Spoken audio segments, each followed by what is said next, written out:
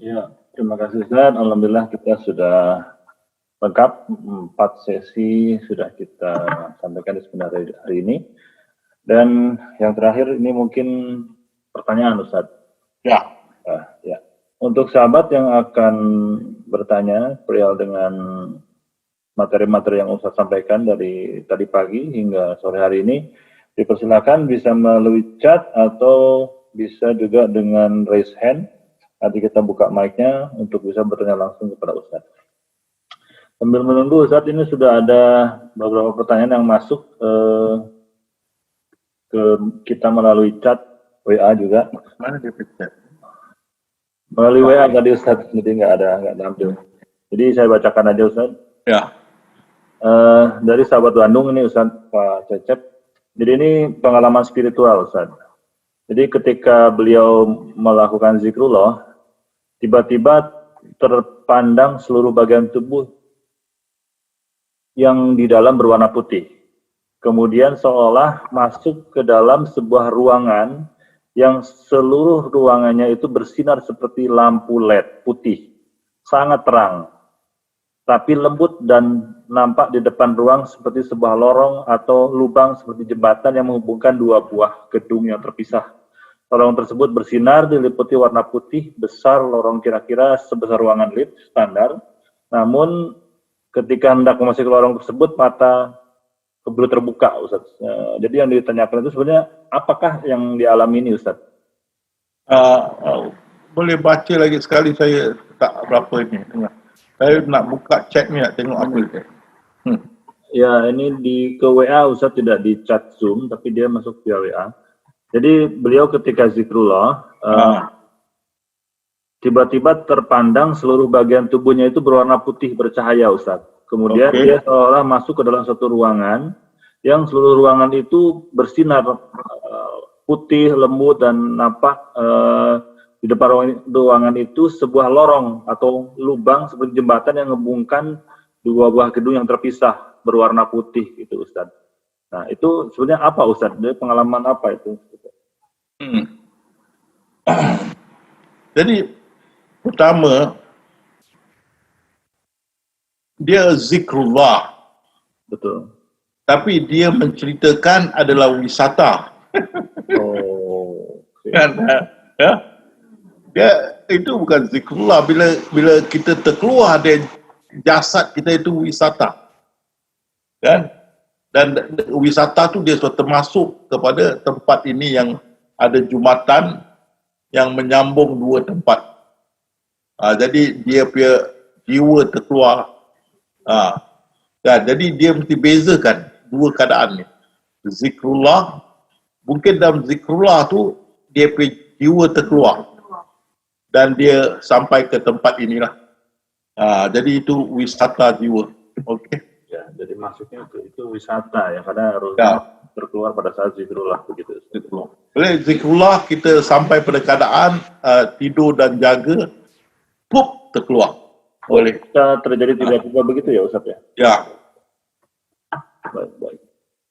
Baik, silakan sahabat yang ada di room, dipersilakan untuk bertanya yang berkaitan dengan materi-materi Ustadz yang disampaikan hari ini.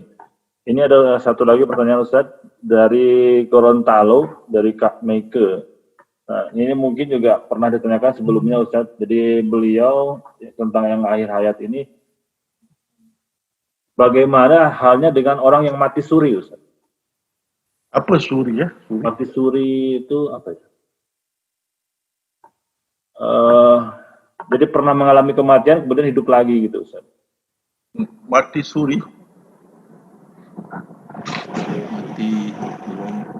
Ada, ialah.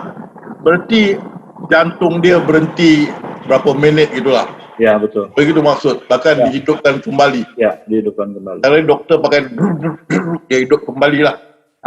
Ya, itu dia belum masuk alam barzakh. Dia belum masuk alam barzakh. Kalau dah masuk alam barzakh ni ada 3 pintu. Pintu pertama boleh balik. Kedua boleh balik. Pintu ketiga, goodbye. Tak boleh balik. Jadi dia boleh balik tu kalau pintu pertama, pintu kedua boleh balik. pintu ketiga tak boleh balik. Saya cuma ingat, pun sekarang dah lupa pintu yang saya ingat. Saya tak ingat warna dia. Tapi si Buddhis ni dia tahu. Dia tahu ada warna kuning, ada warna putih, ada warna biru. Saya tak ingat warna dia lah. Tapi ada orang tunjuk saya, si Buddhis ada 3 warna. Saya tahu ada 3 pintu. 2 pintu tu kita boleh balik. Pintu ketiga tak boleh balik. Tapi warna saya tak ingat. Tapi saya tahu ada warna. Saya kalau tak silap ada 1 warna kuning. Yang lagi 2 saya tak ingat. Tapi si Buddhis ni tahu. Pintu pertama, pintu kedua, kita boleh balik. Pintu ketiga, goodbye. Habis. Kan? Dan kita ada satu juga pengalaman. Roh dia balik. Dia punya jiwa balik, mengatakan selamat tinggal, belakang dia meninggal dunia. Itu boleh. Sebelum masuk alam barzakh, dia bisa kembali mengatakan selamat tinggal ke apa kan. Belakang dia balik ke pintu alam barzakh, dia masuk, habis. Kadang-kadang dia tunggu. Dia tak nak masuk dulu, dia tunggu. Dia masih bernyawa. Dia tunggu anak dia datang daripada luar negeri. Anak dia datang pegang dia, nafas dia habis. Berarti dia tunggu di pintu alam barzakh dengan izin Allah, dia tak masuk dulu. Nak tunggu anak dia datang. Anak dia datang pegang tangan dia apa cakap. Itu pun ada. Itu sebenarnya jawapan. Baik. Mudah-mudahan yang bertanya tadi terjawab ya. Tadi rekan kita dari Gorontalo. Silakan sahabat semuanya yang akan bertanya seputar dengan materi ya, materi yang disampaikan Ustadz ya. Supaya tidak melebar ke masalah yang lain, mungkin dipagari dengan materi-materi yang Ustadz sampaikan sebelumnya tadi. Ada yang bertanya? Silakan. Waalaikumsalam Ustadz. Waalaikumsalam. Dari mana Bang? Alhamdulillah. Roni ya. Roni Jember Ustadz. Jember. Zamroni Jember. Roni ya, Roni. Alhamdulillah, sehat Ustadz. Alhamdulillah. Alhamdulillah. Ini berkenaanan Ustadz. Saya pernah dapat pelajarilah mati sebelum mati. Artinya apakah ini sama kedudukannya ketika kita waktu tidur atau ketika kita zikrullah, pelajaran mati sebelum mati itu Ustadz. Artinya ada kewajiban kita selalu naik itu Ustadz. Makasih Ustadz. Waalaikumsalam. Ini mati sebelum mati ini adalah amalan-amalan yang diajar untuk mencapai ma'rifatullah. Mana matikan diri kita ini sebelum mati. Mana kalau dari kita punya pandangan kita tahu maksud dia lah. Mana hilangkan diri kamu. Mana kamu tidak wujud lah. Matikan diri kamu sebelum kamu mati. Berarti hilangkan dia bro, nafikan bro, hilangkan diri kamu sebelum kamu mati. Maksudnya kita masih hidup ni sebelum kita mati. Hilangkan diri kita, mati. Itu satu. Jadi bila kita tidak wujud, insyaAllah boleh sampai pada peringkat yang kita ajar. Lagi satu dari segi kerohanian, matikan jasad kamu, tapi jangan mindah kamu. Di situ bila jasad kita mati, roh terlepas. Bila roh terlepas, kita boleh wisata. Bila roh terlepas tak terikat pada jasad yang sudah mati atau jasad yang kita sudah tidur, dah tidurkan, maka minda boleh berkata pada jasad, keluar pada roh, keluar. Maka roh keluar, bergabung dengan minda menjadi jiwa dan boleh wisata. Itu Rasulullah SAW bersabda, mataku tidur, hatiku tidak. Jadi mataku tidur tu ada boleh mengibaratkan tidurkan jasad ini atau matikan jasad ini, tapi jangan minda. Minda ingat Allah. Bila jasad ini mati atau jasad ini ditidurkan, roh terlepas. Pasal kita tak gunakan tenaga roh. Jadi roh bebas boleh keluar. Bila kita dapat master mengatasi teknik ini, dia ada tidur dan jaga. Kita mau latih sampai kita boleh mengatasi teknik ini. Dia ada tidur dan jaga. Kan? Ataupun mati. Jadi bila kita dapat tidurkan jasad dengan sebenar-benar tidur, ataupun matikan jasad sebenar-benar mati, lepas tu berarti roh terlepas, tenaga yang dengan roh tidak digunakan, jadi dia terlepas. Jadi minda boleh mengarahkan roh keluar.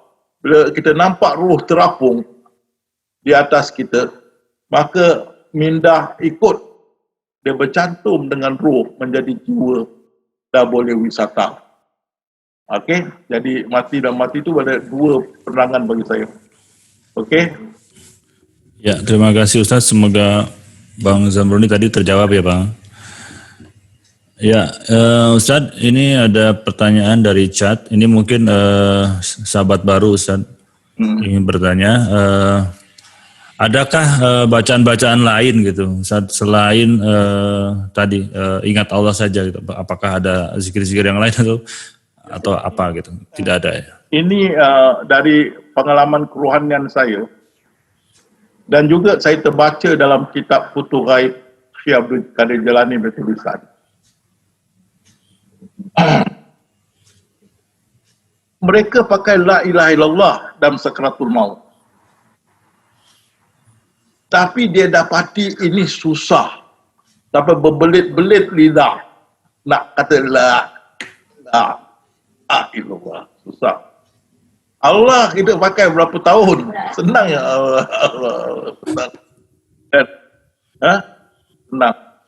Jadi, kamu baca Futuh Ghaib di penghabisan, bahagian penghabisan Futuh Ghaib, kamu melihat Syekh Abdul Qadir Jalani pun bila dia nak sakratul maut, dia nak cakap la ilaha illallah, tu lidah dia berbelit-belit. Dari pengalaman kerohanian saya, tu kan saya pakai Allah senang. Dan kamu lihat yang peserta di Johor Bahru tu kata, dia gunakan Allah untuk yang bukan Islam. Okey, boleh. Kalau kita nak suruh yang bukan Islam baca la ilaha illallah, nanti la ilaha seluar. Jadi seluar pula kan. Allah. Ya. Ya, terima kasih Ustaz. Ya, ini ada lagi Ustaz dari sahabat Malaysia, Bang Zamri Sukor. Assalamualaikum Ustaz. Jika seseorang itu jatuh dari ketinggian, tubuhnya menyentuh bumi, bagaimana elemen roh, minda, dan nyawa itu keluar jasad Ustaz? Jadi secara serentak ataukah bagaimana gitu ketika orang jatuh gitu, bam gitu? Ini sama lah, orang jatuh kalau orang kena tabrak. Nah, betul. Saya ada di video lah, tapi saya tak. Oh iya, yang rohnya keluar itu ya, ya pernah. Dan tabrak DP roh. Dan polis pun nampak, polis ke tepi. Betul. Jadi sekejap lagi zoom, dia punya jiwa tu sudah diangkat ke pergi alam barzakh. Sekejap saja. Jadi macam orang macam begini, dia tak ada sakaratul maut. Dia serentak keluar, dia berdiri sini macam bingung, sekejap lagi sangat dia naik. Pergi ke alam barzakh. Jadi mungkin tidak ada rasa sakit sedikit pun ya Ustaz? Tak ada. Tidak ada. Dia terkeluar. Bila dia terkeluar, jasad tak rasa apa-apa. Itu pasal, ini cakap saja, orang cakap saja. Kadang-kadang kita dulu ada satu kawan, sampai kawan nama dia Pak Tio, arti sehari kenal lah. Tak tahu arti si apa ni, kat Batam tu ada. Zainul pun tahu Pak Tio. Pak Tio ni, dia punya katil tinggi. Jadi, satu hari dia jatuh di katil, dia habis kat muka, jatuh kat muka, jadi gigi semua hidung mau berdarah. berapa hari tu dia jumpa kita, dia mengadu, jatuh di katil. Jadi satu kita pergi kawan cakap, engkau cakap kau jatuh di katil, aku agak engkau PhD terajang kau jatuh. Kan? Tapi dia tak tahu. Jadi orang yang tidur ni, dia tak tahu apa-apa. Dia tak rasa. Bila jatuh, terjaga pun dia rasa. Tapi orang yang kena tabrak ataupun jatuh dari bangunan tinggi, dia punya jasad terentak, dia dah terkeluar jiwa dia. Dia tak masuk balik. Dia tak rasa. Macam Pak Cu dia masuk balik. Dia dah masuk balik. Habis. Jadi Allah tidak zalim. Allah tidak zalim. Tidak zalim. Dia tidak nak menyakitkan kita. Apa faedahnya? Kita hamba dia yang lemah. Aku tidak berbuat zalim kepada hamba-Ku walaupun sebesar zarah. Allah SWT. Okey. Ya, terima kasih Ustaz. Semoga tadi penanya tadi terjawab ya apa yang ditanyakan tadi. Ada satu lagi nih Ustaz nih dari jamaah yang baru, Ustaz, sahabat yang baru dari Kak Laili Rahmah. Beliau mohon dijelaskan lagi Ustaz mengenai zikrullah mengingat Allah itu antara perbedaan pintu depan dan pintu belakang itu gimana Ustaz? Beliau masih agak rancu untuk memahami ini. Ya, kalau Ustaz masih lagi, Ustaz boleh anu balik. Tapi kalau masih tak faham, banyak dia punya senior ni yang sudah mahir boleh ajar. Jadi pintu belakang ni, bila kita ingat Allah, kita ingat Allah dalam minda kita. Tapi bila kita nak jalan, tak boleh tutup mata. Ada longkang kita jatuh. Ada lori kita langgar, kita tutup mata. Jadi kita buka mata, jalan. Tapi tetap kita duduk sini, ingat Allah. Kita tetap ingat Allah.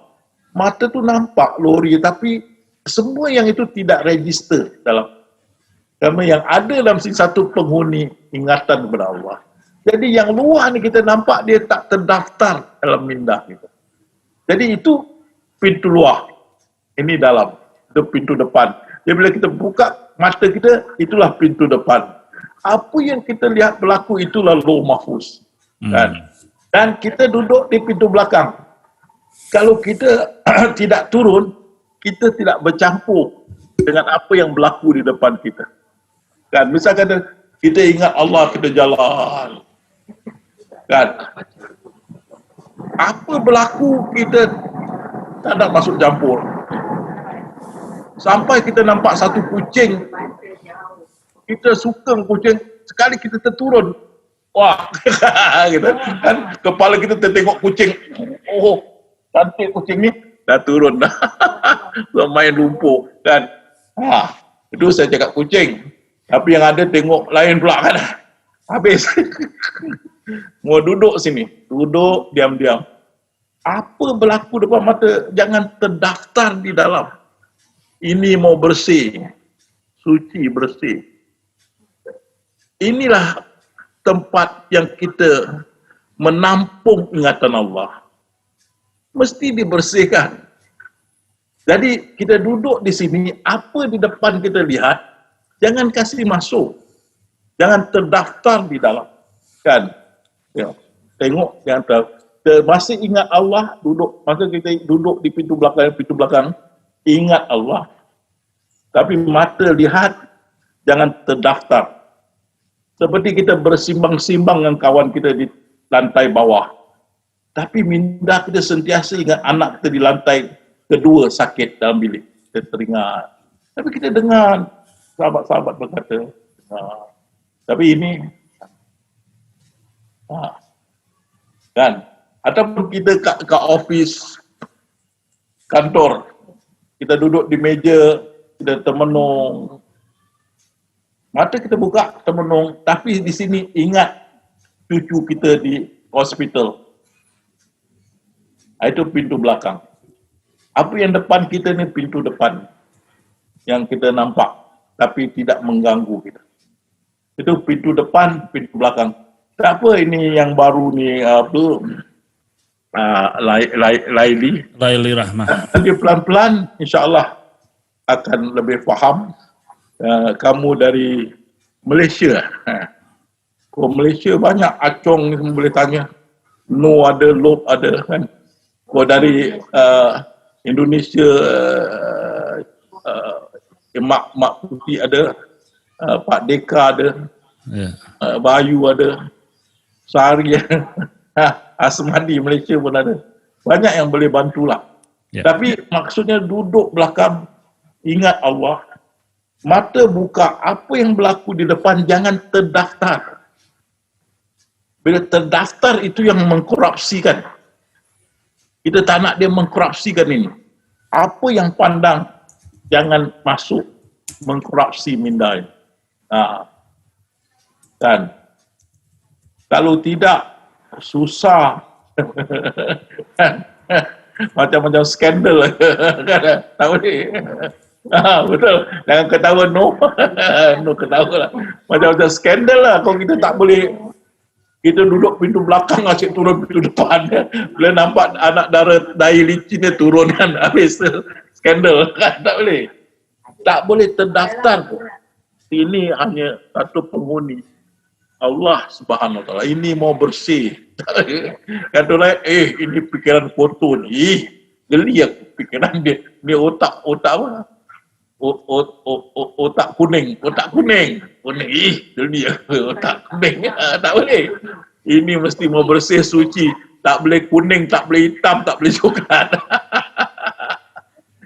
Tapi Alhamdulillah, banyak jemaah kita yang saya kadang-kadang tak ada kerja teropong.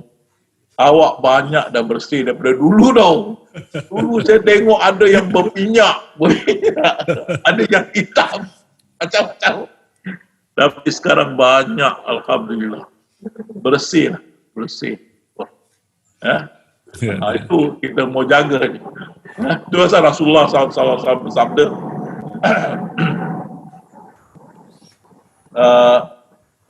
Setiap sesuatu ada tiang seri. Dan tiang seri manusia adalah akal dia. Kalau dia nasihatkan Sayyidina Ali, kalau orang mendekati Allah dengan amalan dia, naklah kau mendekati Allah dengan mindah. Yang kita adalah mindah. Dan mindah kita, peringkat mindah kita adalah peringkat ibadah kita. Jadi ini mau kasih bersih. Itu kata innocent. Innocent apa ya? Tidak bersalah. Suci. Bukan suci sini tau. Sini mau suci. Sini suci, sini tak suci. Oh, dangerous. Ya. Tengok kanak-kanak. 5-6 tahun kita baringkan dua-dua, baring sebelah-sebelah. Tak ada apa-apa berlaku. Masa bersih. Ingat kita dulu masa remaja.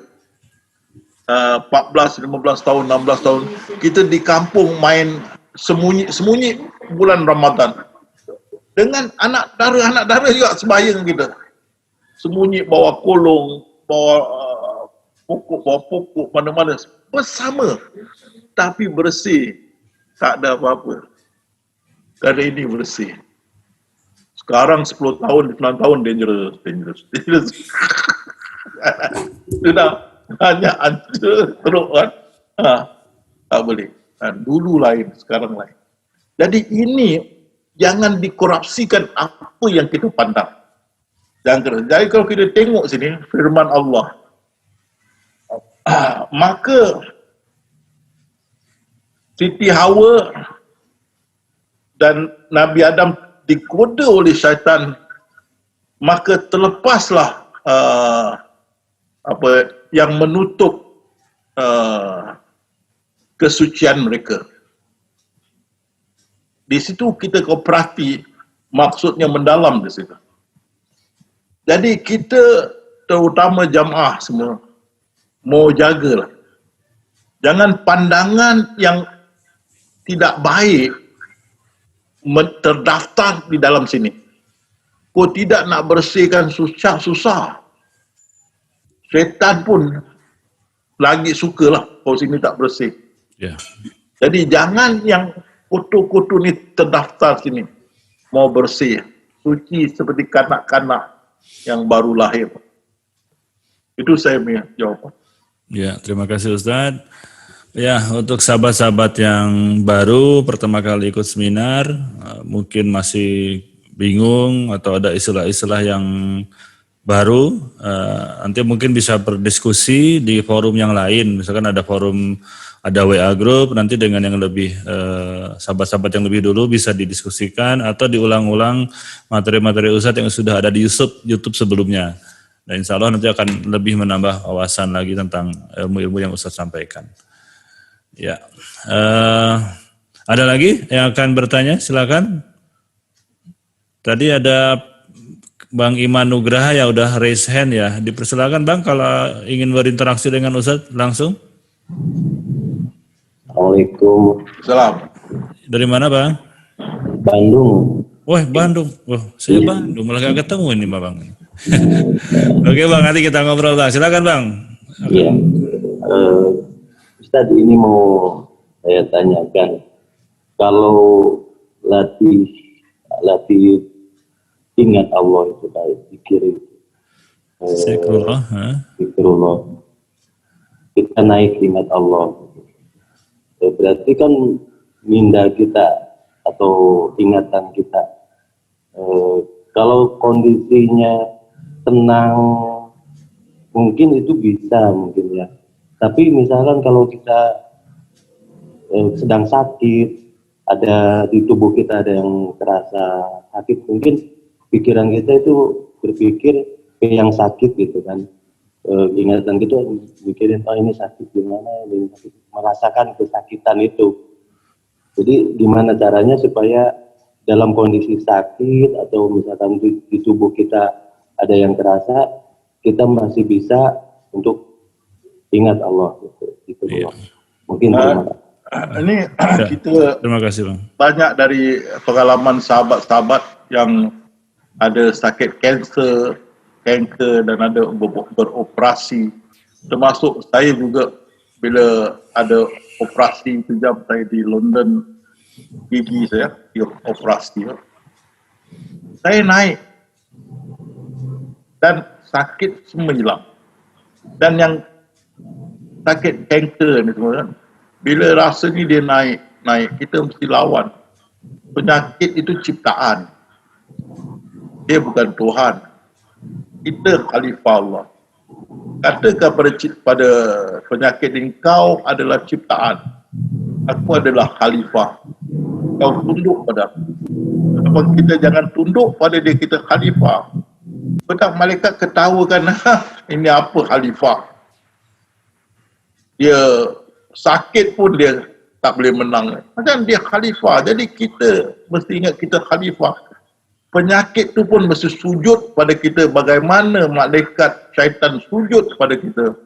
Semua ciptaan sujud pada kita kerana kita ni khalifah, dilantik oleh Allah. Penyakit pun mesti tunduk. Jadi kita mesti tegaskan kita punya kedudukan di sisi Allah. Jadi itu saya selalu kata, jangan takut kepada takut. Kita takut hanya pada Allah. Jadi penyakit ni semua ciptaan. Semua ni kita khalifah. Semua kena tunduk pada kita. Kalau dia mengatasi kita, bagaimana kita khalifah? Itu pasal bila kita ada macam begini, kita reda kepada Allah. Reda dan berpaut pada dia. Itu kita kata, inna salati wa nusuki wa ma yahya wa mati billah. Salatku, ibadah, hidupku, matiku kerana Allah. Tak boleh berganjak tu. Itu pasal saya tak ingat siapalah. Sayyidina Ali ke yang kena panah. Ya, kan? Sayyidina Ali. Kena panahnya, kan? Ya, dia orang tarik tu panah, tunggu aku salat dulu. Salat. Kan? Dan kalau kita pergi di Singapura, hospital Mount Elizabeth di Singapura, Orchard Road, dia ada itu copper tooling dah, mana gambar yang dibuat daripada temaga besar. General negeri China, gambar general negeri China main catur Cina. Sini ada panah tercacak dan doktor tengah operate. Dia main catur steady ya. Tak rasa sakit. Kalau orang putih berkata mind over matter. Mind over matter. Jadi bila kita dalam keadaan gini, kita jangan mengalah. Kita khalifah. Berpaut pada Allah. Mengadu kepada Allah seperti Nabi Ayub alaihissalam. Dan sampai penghabisan syaitan menggema. Berpaut pada Allah. Seperti Nabi Yakub. Sampai buta pun berpaut pada Allah. Kehilangan Nabi Yusuf alaihissalam. Jangan kita gentar. Kita khalifah Allah. Kita tak boleh takut pada takut. Kita tak boleh takut pada penyakit. Kita khalifah. Kita reza apa ketentuan Allah. Okey? Jadi, berpaut pada Allah, itulah buhul tali yang kuat. Allah berpautlah, itulah buhul tali yang kuat. Pegang pada dia. Jangan lepas.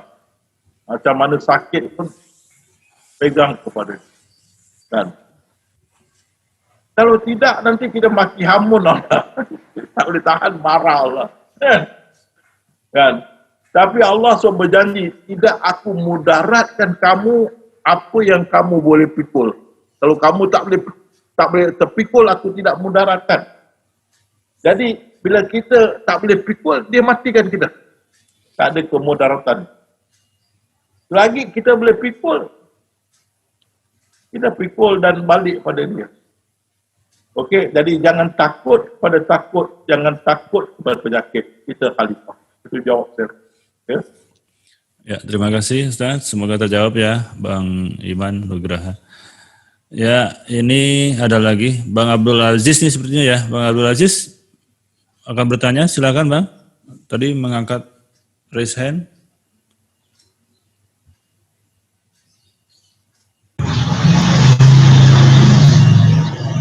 Bang Abdul Aziz, ada? Ini ada dari apa tu? Mana-mana? Chat dari Dwi Tamia. Oh, yang sholat kusuk ya Ustaz ya? Ini ya Dwi Tamia. Saya bernasihat nanti tiap-tiap hari Sabtu. Pertama berhubung dengan Mak Tuti.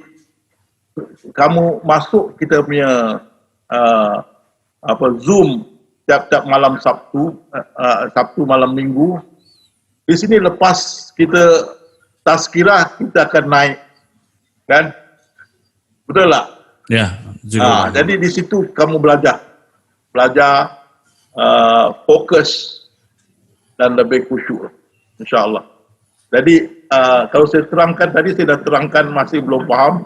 Kita masuk latihan. Tadi pun saya dah latih juga. Ya, ada. Masih belum, tak apa. Tiap-tiap hari Sabtu kita ada latihan. InsyaAllah. Jadi orang yang baru saya suruhkan hari Sabtu malam masuk tazkirah kita. Tiap-tiap hari Sabtu malam kita ada latihan untuk khusyuk. Okey? Okey. Ya, Bang Abdul Aziz mengangkat tangan lagi. Silakan Bang. Dibuka mic-nya Bang.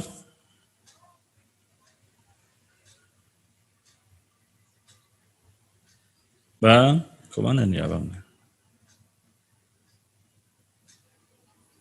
Ini Bang Abdul Aziz Surabaya ya? Bang Abdul Aziz, ada? Suaranya kecil Bang, bisa agak keras Bang. Assalamualaikum. Waalaikumsalam, tapi kecil sekali Bang suaranya Bang. Tak tahu, masih kecil sekali ya. Lewat saja. Oh ya. Karena ada gangguan teknis, suaranya kecil sekali, tidak terdengar, jadi dilewat saja. Baik sahabat yang lain, kita masih ada kesempatan untuk bertanya langsung kepada Ustadz. Silakan, dipersilakan, baik yang langsung dengan voice atau dengan dari mana, Kak? Dari Lombok Timur. Oh, dari Lombok Timur. Silakan, Kak. Assalamualaikum warahmatullahi wabarakatuh. Ya, di sini kita sering menyaksikan orang yang sakit karena terkena sihir ya. Berarti kalau penyakitnya karena terkena sihir, berarti yang bersangkutan ini kurang menggunakan lidah. Okay? Bagaimana pendapat Ustadz tentang hal ini? Kita ada pengalaman di Singapura yang kena sihir ini. Jadi dia bila datang ke pusat kami untuk dari mana kita mengadakan tazkirah, dia akan terjun ke lantai dan berenang. Dan 2-3 kali dia akan terjun ke lantai dan berenang. Kan? Saya perhatikan. Jadi bila dia dapat berhenti, saya akan dudukkan dia, saya bersyarah tazkirah. Dan saya tujukan syarahan ini kepada dia. Dan saya tengok dapat masuk, ilmu ini dapat masuk kepada dia.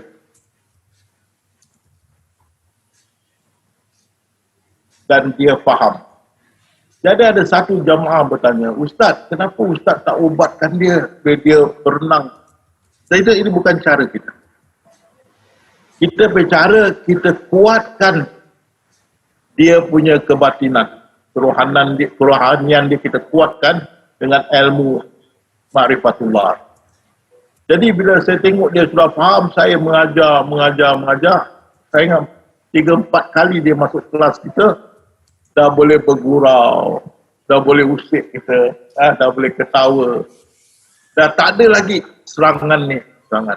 Jadi suami dia berkata, kita dah pergi 50 lebih bomo-bomo, tak boleh baik. Ustaz, cara Ustaznya aneh. Ustaz bersyarah saja, dia makin baik, sampai dia sudah pulih. Pasal kita bina kerohanian pesakit ni. Kalau kita datang, dia kita baikkan begitu, benda itu akan datang lagi.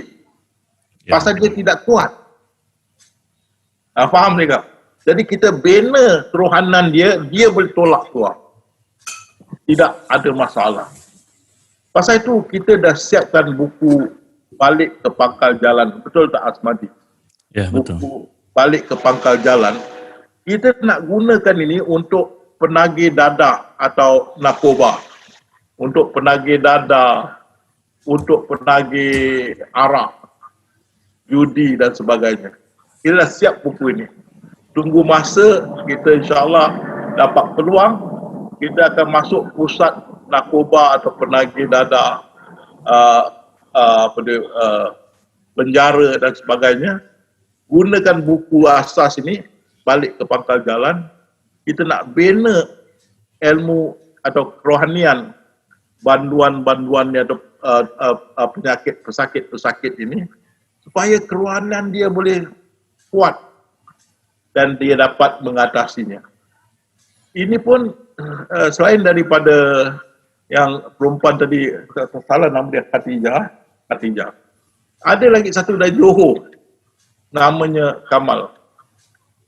Dia dah macam tak betul lah, ketawa, nangis, ketawa semua. Abang dia datang ke sini, rumah saya. Tiap-tiap malam Jumaat itu jam kita ada buat di Ba'i, baca Berzanzi. Dia datang bawa adik dia.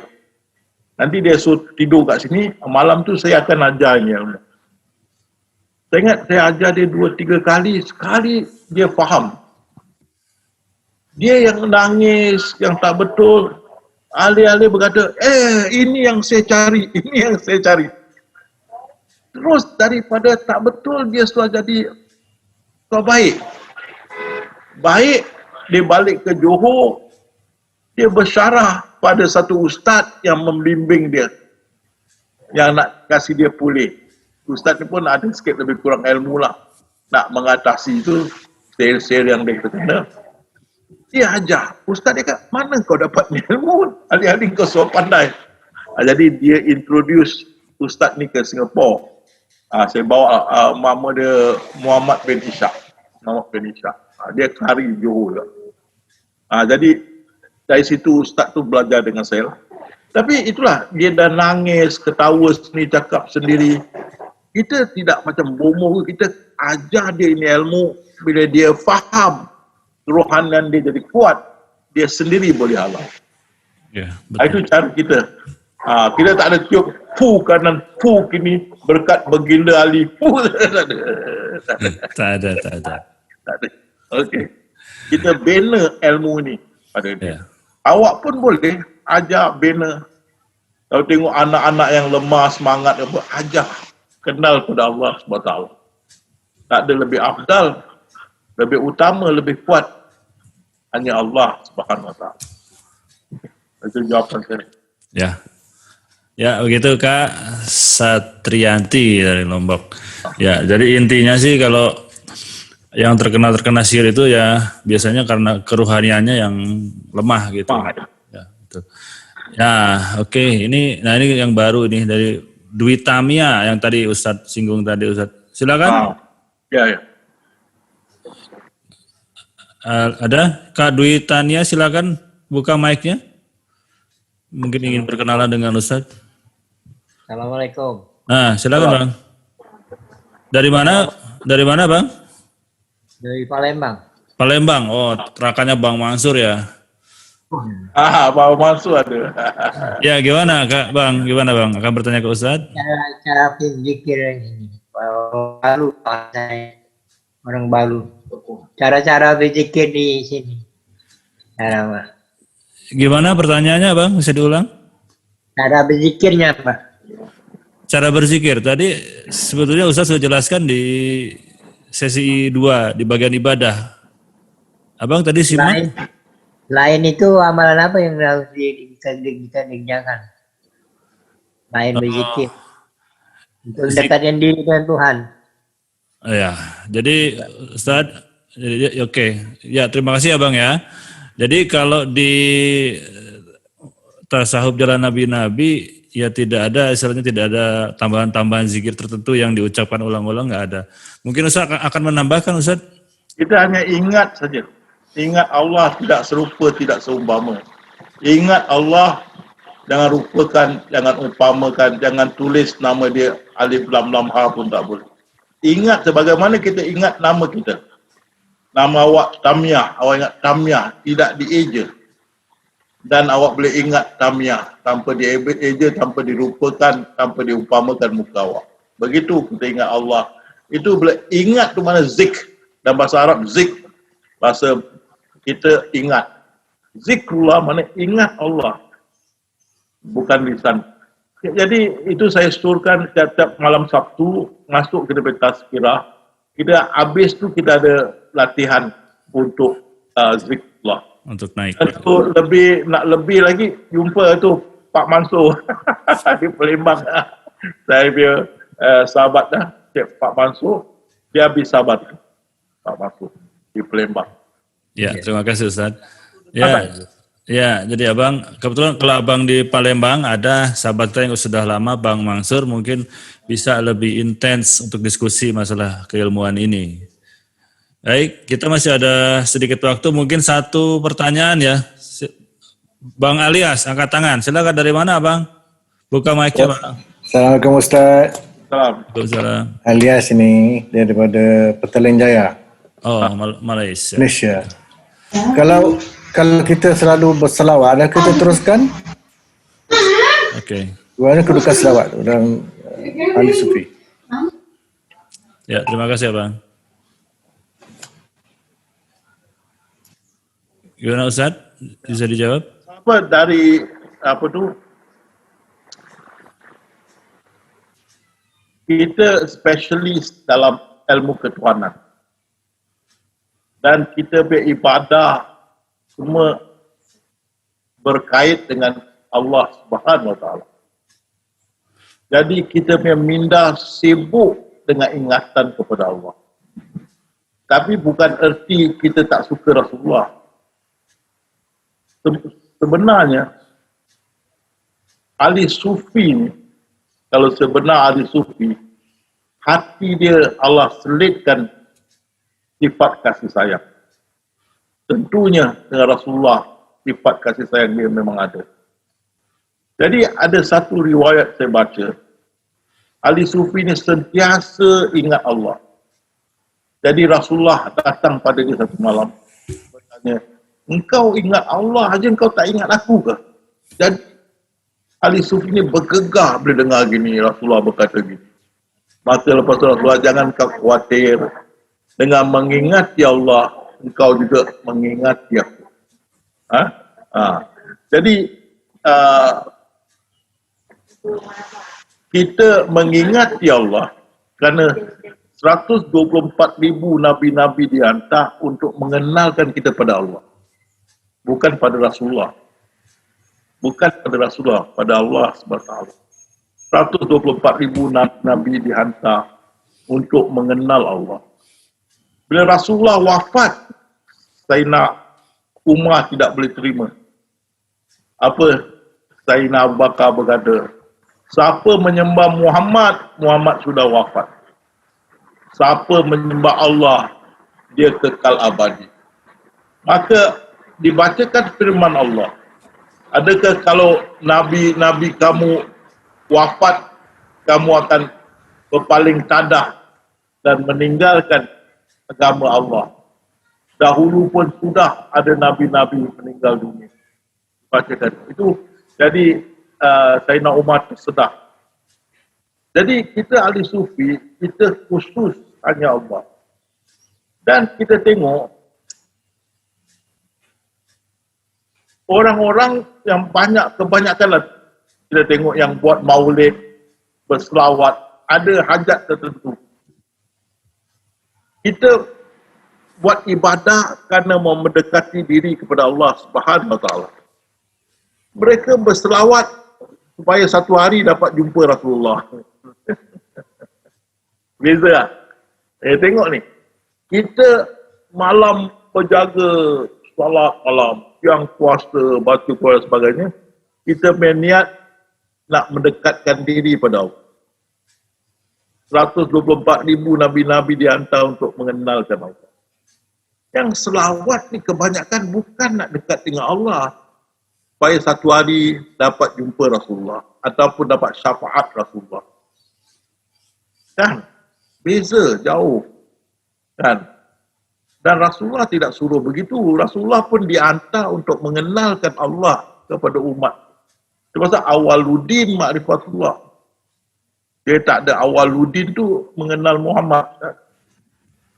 Jadi itu kita mesti ingat. Dan juga yang mereka yang berselawat selalu bikin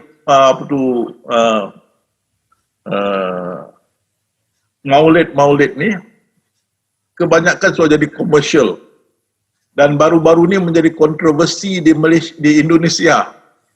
Ada ke maulid ini bid'ah? Sampai itu Habib Syihab lah. Habib Syihab itu terpaksa memberi pandangan dia. Kan? Ada ke maulid tu, baca maulid tu bid'ah? Bid'ah. Dan banyak ulama cakap bid'ah. Kan? Tapi kalau kita cakap, ada ke zikrullah tu bid'ah? Tak ada orang cakap bid'ah. Itu adalah amalan.